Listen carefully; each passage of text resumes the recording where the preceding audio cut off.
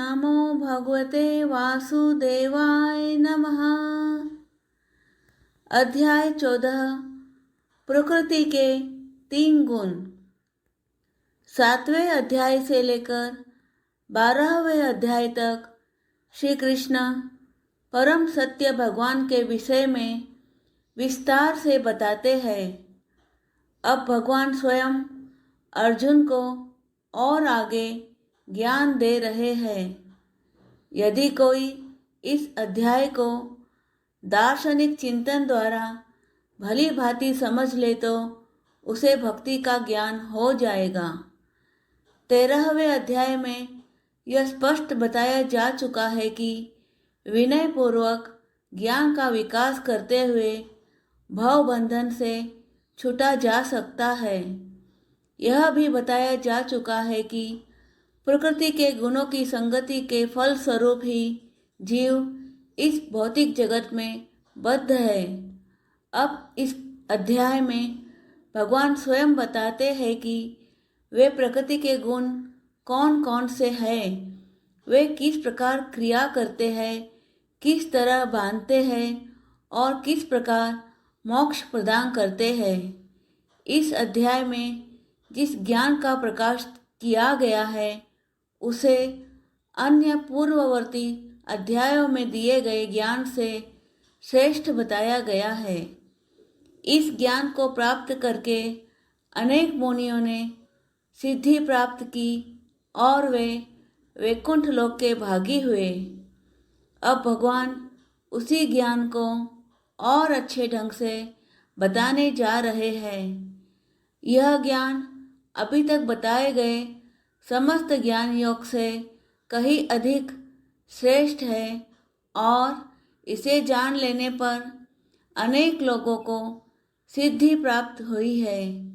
अतः यह आशा की जाती है कि जो भी इस अध्याय को समझेगा अर्थात अध्याय 14 को समझेगा उसे सिद्धि प्राप्त होगी। श्री भगवानुवाच परं भूयः प्रवक्ष्यामि ज्ञानानां ज्ञानमुत्तमं यज्ज्ञात्वा मुनयः सर्वे परां सिद्धिमितो गतः। अर्थात भगवान ने कहा, अब मैं तुमसे समस्त ज्ञानों में सर्वश्रेष्ठ इस परम ज्ञान को पुनः कहूँगा, जिसे जान लेने पर समस्त मुनियों ने परम सिद्धि प्राप्त की है। इदं ज्ञानमुपाश्रित्य मम साध्यम् आगतः सर्गेऽपि नोपजायन्ते प्रलये न व्यथन्ति च। अर्थात यहाँ पर श्री भगवान अर्जुन से कह रहे हैं, इस ज्ञान में स्थिर होकर मनुष्य मेरी जैसी दिव्य प्रकृति अर्थात स्वभाव को प्राप्त कर सकता है। इस प्रकार स्थित हो जाने पर वह न तो सृष्टि के समय उत्पन्न होता है और न प्रलय के समय विचलित होता है। मम योनिः महद्ब्रह्मा तस्मिन् गर्भं दधाम्यहम् सम्भवः सर्वभूतानां ततो भवति भारत। अर्थात यहाँ पर श्री भगवान अर्जुन से कह रहे हैं, हे भरत पुत्र, ब्रह्म नामक समग्र भौतिक वस्तु जन्म का स्रोत है और मैं इसी ब्रह्म को गर्भस्थ करता हूँ, जिससे समस्त जीवों का जन्म संभव होता है। सर्वयोनिषु कौन्तेय मूर्तयः संभवन्ति यः तासां ब्रह्म महद्योनिः अहम बीज प्रदः पिता। अर्थात यहाँ पर श्री कृष्ण अर्जुन से कह रहे हैं, हे कुंती पुत्र, तुम यह समझ लो कि समस्त प्रकार की जीव योनियां इस भौतिक प्रकृति में जन्म द्वारा संभव है और मैं उनका बीज प्रदाता पिता हूँ। सत्वं रजस्तम इति गुणाः प्रकृति संभवः निबध्नन्ति महाबाहो देहे देहिनम व्ययम्। अर्थात यहाँ पर श्री भगवान अर्जुन से कह रहे हैं, भौतिक प्रकृति 3 गुणों से युक्त है। ये है सतो, रजो तथा तमोगुण। हे महाबाहु अर्जुन, जब शाश्वत जीव प्रकृति के संसर्ग में आता है तो वह इन गुणों से बंध जाता है। तत्र सत्वं निर्मलत्वात् प्रकाशकम् अनामयम् सुखसंगेन बध्नाति ज्ञानसंगेन चानघ। अर्थात यहाँ पर श्री भगवान अर्जुन से कह रहे हैं, हे निष्पाप, सतोगुण अन्य गुणों की अपेक्षा अधिक शुद्ध होने के कारण प्रकाश प्रदान करने वाला और मनुष्यों को सारे पाप कर्मों से मुक्त करने वाला है। जो लोग इस गुण में स्थित होते हैं वे सुख तथा ज्ञान के भाव से बंध जाते हैं। रजो रागात्मकं विद्धि तृष्णा संग समुद्भवम् तन्निबध्नाति कौन्तेय कर्म संगेन देहिनम्। अर्थात यहाँ पर श्री भगवान अर्जुन से कह रहे हैं, हे कुंती पुत्र, रजोगुण की उत्पत्ति असीम आकांक्षाओं तथा तृष्णाओं से होती है और इसी के कारण से यह देहधारी जीव सकाम कर्मों से बंध जाता है। तमस्त्वज्ञानजं विद्धि मोहनं सर्वदेहिनां प्रमादालस्य निद्राभिः तन्निबध्नाति भारत। अर्थात यहाँ पर श्री भगवान अर्जुन से कह रहे हैं, हे भरत पुत्र, तुम जान लो कि अज्ञान से उत्पन्न तमोगुण समस्त देहधारी जीवों का मोह है। इस गुण के प्रतिफल पागलपन अर्थात प्रमाद, आलस्य तथा नींद है जो बद्ध जीव को बांधते हैं। सत्वं सुखे संजयति रजः कर्मणि भारत ज्ञानमावृत्य तु तमः प्रमादे संजयत्युत। अर्थात यहाँ पर श्री भगवान अर्जुन से कह रहे हैं, हे भरत पुत्र, सतोगुण मनुष्य को सुख से बांधता है, रजोगुण सकाम कर्म से बांधता है और तमोगुण मनुष्य के ज्ञान को ढककर उसे पागलपन से बांधता है। रजस्तमश्चाभिभूय सत्वं भवति भारत रजः सत्वं तमश्चैव तमः सत्वं रजस्तथा। अर्थात यहाँ पर श्री भगवान अर्जुन से कह रहे हैं, हे भरत पुत्र, कभी कभी सतोगुण रजोगुण तथा तमोगुण को परास्त करके प्रधान बन जाता है, तो कभी रजोगुण सतो तथा तमोगुण को परास्त कर देता है और कभी ऐसा होता है कि तमोगुण सतो तथा रजोगुणों को परास्त कर देता है। इस प्रकार श्रेष्ठता के लिए निरंतर स्पर्धा चलती रहती है। सर्वद्वारेषु देहेऽस्मिन् प्रकाशोपजायते ज्ञानं यदा तदा विद्या द्विवृद्धं सत्वमित्युत।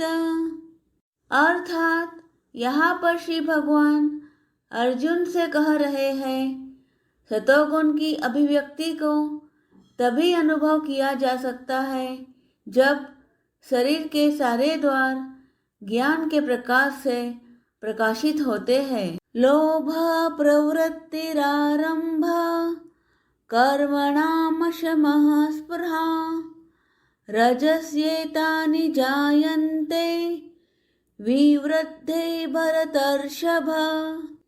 अर्थात यहाँ पर श्री भगवान अर्जुन से कह रहे हैं, हे भरतवंशियों में प्रमुख, जब रजोगुण में वृद्धि हो जाती है तो अत्यधिक आसक्ति, सकाम कर्म, गहन उद्यम तथा अनियंत्रित इच्छा एवं लालसा के लक्षण प्रकट होते हैं। अप्रकाशो अप्रवृत्तिश्च प्रमादो मोह एव च तमस्येतानि जायन्ते विवृद्धे कुरु नंदन। अर्थात यहाँ पर श्री भगवान अर्जुन से कह रहे हैं, जब तमोगुण में वृद्धि हो जाती है तो हे कुरुपुत्र, अंधेरा, जड़ता, प्रमत्तता तथा मोह का प्राकट्य होता है। यदा सत्वे प्रवृद्धे तु प्रलयं याति देहभृत् तदोत्तम विदां लोकान् अमलान् प्रतिपद्यते। अर्थात यहाँ पर श्री भगवान अर्जुन से कह रहे हैं, जब कोई सतोगुण में मरता है तो उसे महर्षियों के विशुद्ध उच्चतर लोकों की प्राप्ति होती है। रजसि प्रलयं गत्वा कर्म संगीषु जायते तथा प्रलीनः तमसि मूढ़योनिषु जायते। अर्थात यहाँ पर श्री भगवान अर्जुन से कह रहे हैं, जब कोई रजोगुण में मरता है तो वह सकाम कर्मियों के बीच में जन्म ग्रहण करता है, और जब कोई तमोगुण में मरता है तो वह पशु योनि में जन्म धारण करता है। कर्मणः सुकृत्स्याहु सात्विकं निर्मलं फलं रजसस्तु फलं दुःखं अज्ञानं तमसः फलम्। अर्थात यहाँ पर श्री भगवान अर्जुन से कह रहे हैं, पुण्य कर्म का फल शुद्ध होता है और सात्विक कहलाता है, लेकिन रजोगुण में संपन्न कर्म का फल दुख होता है और तमोगुण में किए गए कर्म मूर्खता में प्रतिफलित होते हैं।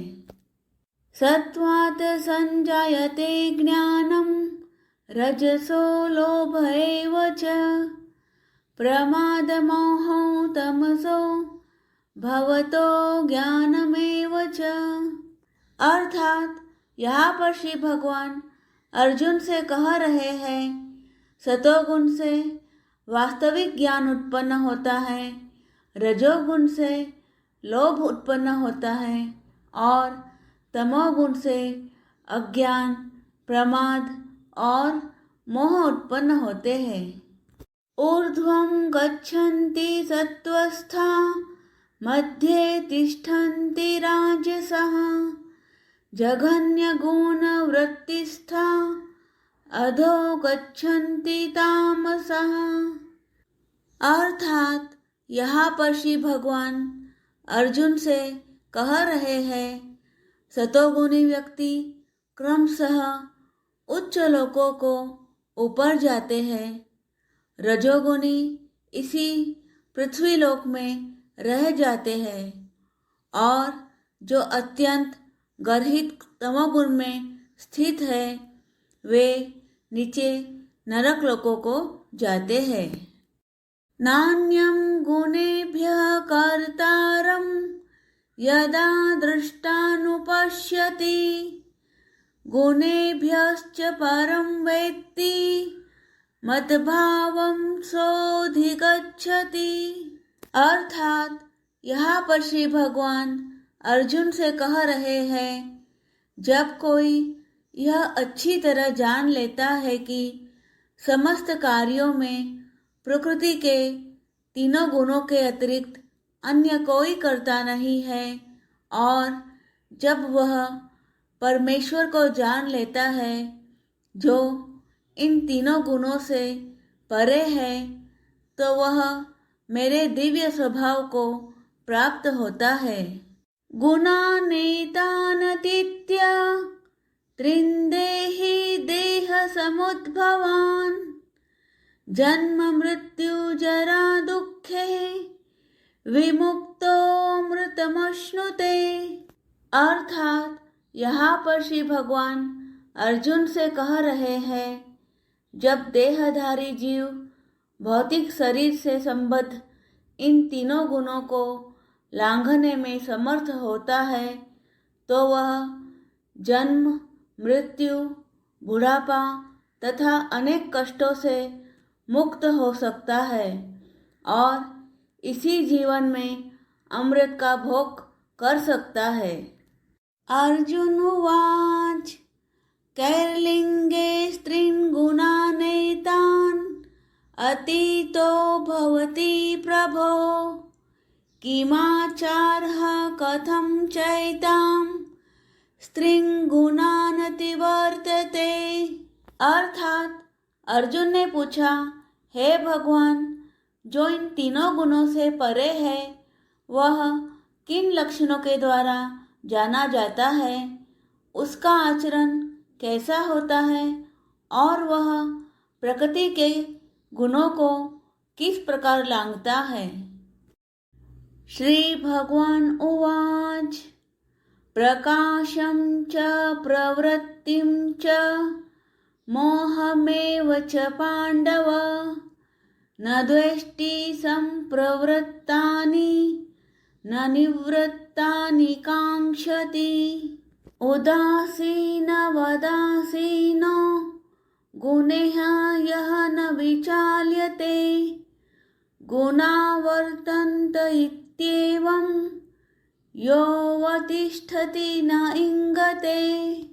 समदुःखसुखस्वस्थः समलोष्टाश्मकाञ्चनः तुल्यप्रिया प्रियो धीरः तुल्यनिन्दात्मसंस्तुतिः मानापमानयोः तुल्यः तुल्यो मित्रारिपक्षयोः सर्वारम्भपरित्यागी गुणातीतः स उच्यते। अर्थात भगवान ने कहा, हे पांडुपुत्र, जो प्रकाश आसक्ति तथा मोह के उपस्थित होने पर न तो उनसे घृणा करता है और न लुप्त हो जाने पर उनकी इच्छा करता है, जो भौतिक गुणों की इन समस्त प्रतिक्रियाओं से निश्चल तथा अविचलित रहता है और यह जानकर कि केवल गुण ही क्रियाशील है, उदासीन तथा दिव्य बना रहता है, जो अपने आप में स्थित है और सुख तथा दुख को एक समान मानता है, जो मिट्टी के ढेले, पत्थर एवं स्वर्ण के टुकड़े को समान दृष्टि से देखता है,